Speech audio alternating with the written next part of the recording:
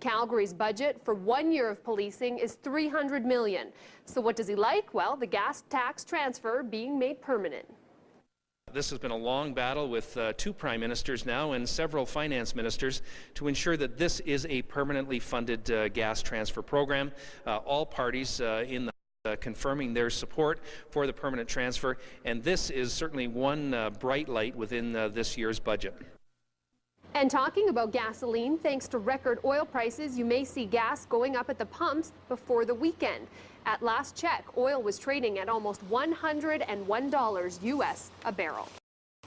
Calgary Transit wants you to know you can get help if you need it with several safety features in place.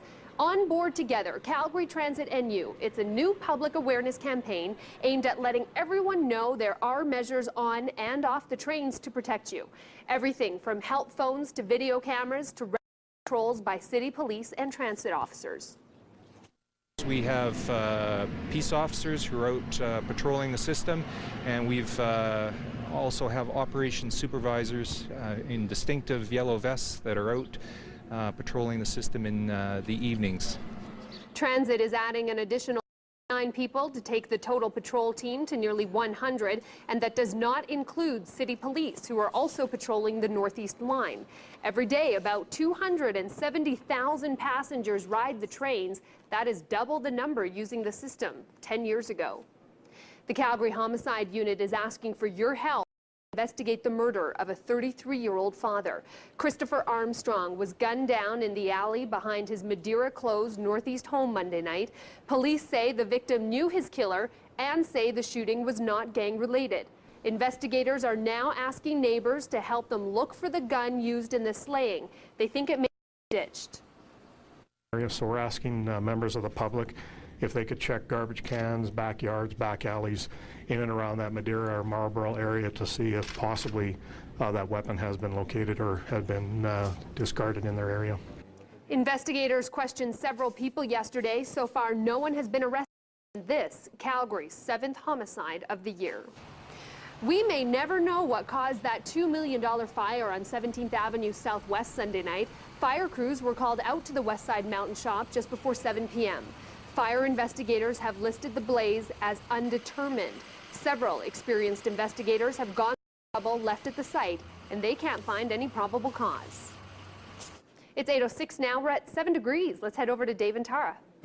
Thank you very much, Aisling Slattery. I was talking about a wonderful program that's offered through the Werklund Foundation, and I was telling you about Diana Werklund, who is here this morning, and I was happy to talk to her because she was saying how her program has really changed lives, and we've got people who've seen it firsthand with us this morning. We've got from the Foundations for the Future Charter Academy, we've got Justin Kool, who's the associate principal, and we've also got Kurtis Leinweber, who is the principal, and also Farah with us this morning, who is a student at the school. And the reason we're talking about this today is because the University of Calgary did a full study on the program that the Werklund Foundation had introduced into their school. And they said it just had unbelievable results, positive results on the students. And so we want to know about that. So now the program was called the Teen Leadership Breakthrough Program. So Justin, how does it work? It is really an intensive program that we work with students. They bring in an outside trainer. It comes from Report Leadership International, and that's the group that comes in and actually does the training with the students.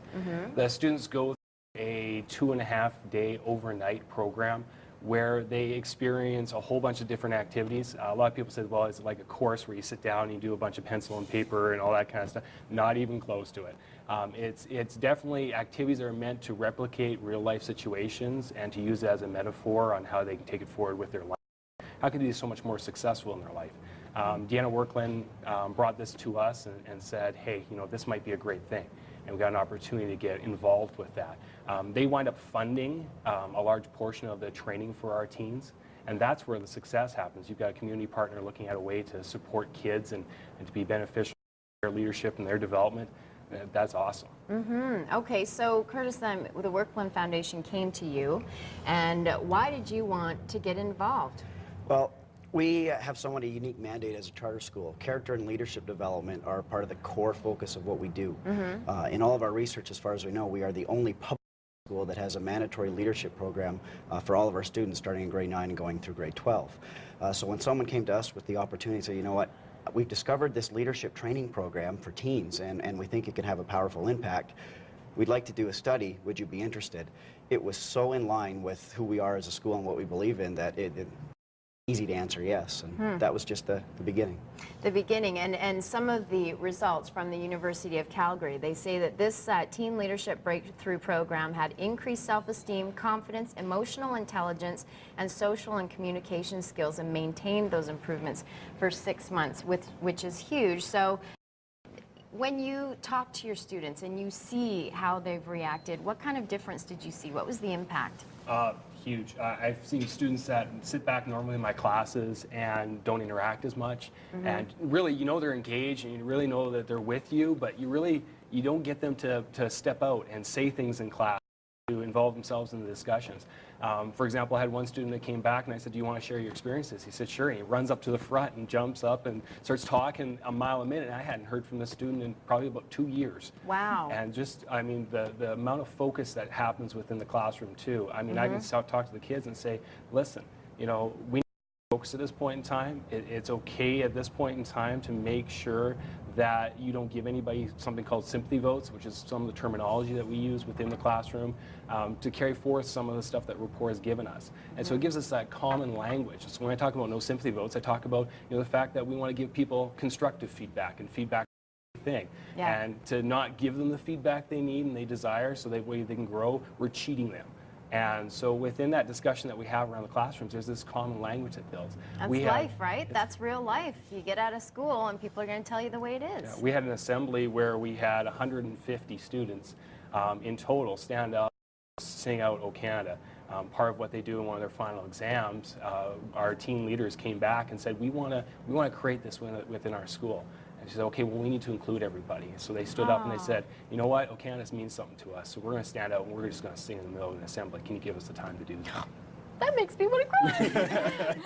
And Farah is in with us this morning because you saw a big difference in yourself through this leadership program. Tell me about what was life like before you took the program? Honestly, I was very shy and I just kind of kept to myself, and I just switched to the school last year, and I knew some people, but I wasn't really confident in myself. But after going through the whole course, I became, you know, I talked about my own opinions and everything, and then now today I'm, you know, school president. So it's made a big difference, especially to me. So. You're the school president. That's amazing. So do you think that it changes the way that you feel about yourself, and in turn the way you attract friends? Oh yeah. I don't care about what other people think of me anymore. You know, I'm just who I am, and I'm confident in who I am. And I think that makes a huge difference. So. And so has that, for the teens that didn't get to take part in the leadership program, have you seen the things that you've learned and the other people who were in the program that spill over to the other students? Oh yeah, a lot of people they have a positive outlook now, and people just talk more to people they never used to, and you know, like, it's brought our school spirit up a whole lot, so. Yeah, that's amazing. This is a great positive program, and you're not the only school that can be involved here. The Werklund Foundation is looking for educators to here. So just quickly, we only have 15 seconds. How can other schools get involved? You know, it's really important. We were just the first step, and any other schools that are interested, they can check out the Werklund Foundation website, www.werklundfoundation.org. Contact them. If they have any questions about how it's worked in the school, they can contact me at our school. Get them the information they need, and the goal of the foundation is to get as many teens to go through this training as possible. And it's free. It is free. So they take care of all the funding. So if you are a school and you think, I would like to see some positive results with my teens, and who wouldn't, right? Then there's something you can do. Werklund Foundation. Thank you so much for coming in this morning. Appreciate that. We're going to be right back on BT. Stay with us.